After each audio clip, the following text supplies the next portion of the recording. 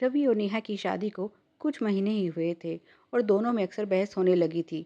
ज़्यादातर तो इसका कारण स्नेहा का हर समय मोबाइल से चिपके रहना होता। ऐसे में हर छोटी बड़ी बात रील्स के जरिए दूसरों से साझा करना और फिर उस पर आने वाले लाइक और कमेंट्स, ये उसे बड़ी खुशी देता था। जबकि रवि का स्वभाव इसके विपरीत था। उसे अपने जीवन को यूं दुनिया के सामने दिखाना बिल्कुल पसंद नहीं था। स्नेहा को लाख समझाने का भी उस पर कोई असर नहीं था। ऐसे में एक दिन जब वो ऑफिस से लौटा तो उसके सर में बहुत तेज दर्द था। उसने स्नेहा को एक कप चाय बनाने के लिए कहा और जाकर लेट गया। इस सर दर्द का कारण भी स्नेहा ही थी।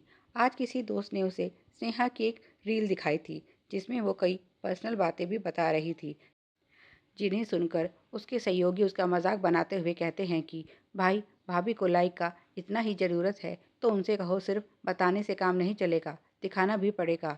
उन सब की वो भद्दी हंसी उसके दिल दिमाग में अभी गूंज रही थी। यहाँ वो परेशान था, वहाँ स्नेहा मोबाइल में बिजी थी। उसने चाय तो दूर की बात, उसे पानी तक नहीं दिया। रवि ने दोबारा आवाज़ लगाई लेकिन कोई जवाब नहीं मिला।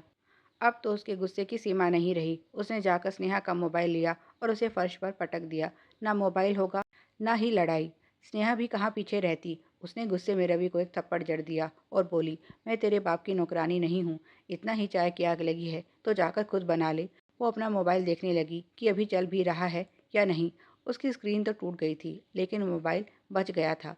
रवि को स्नेहा से ऐसी कोई उम्मीद नहीं थी। ये सब इतना जल्दी हुआ कि उसे संभलने का मौका ही नहीं मिला। वो बोला, तुमको पति से प्यारा मोबाइल है, ठीक है तो अब इसी के साथ रहो। इतना बोलकर वो गुस्से में घर से कहीं चला जाता है।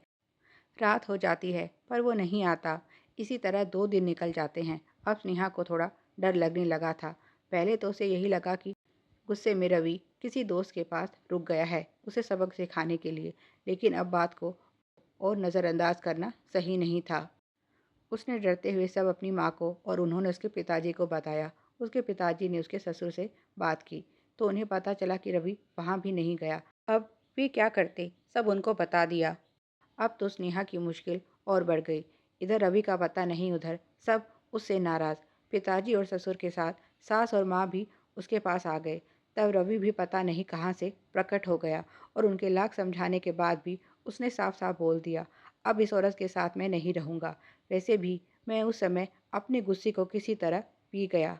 अगर कोई और होता तो इस बद दिमाग औरत की अकल ठिकाने लगा देता। अब इसे रहने दो अपने मोबाइल के साथ। मुझे ऐसी पत्नी नहीं चाहिए जो ना अपनी निजता का मान रखती है ना दूसरे की। इसके कारण ना ऑफिस में चैन है ना घर में। उसने क्या खोया, इसका एहसास उसे तब हुआ जब उसकी शादी एक ऐसे व्यक्ति से हुई जो उसे ना प्यार देता ना सम्मान। अब उसके पास रील्स में दिखाने के लिए उसके लिए दर्द और जख्म थे। क्या कोई इन्हें देखना चाहेगा?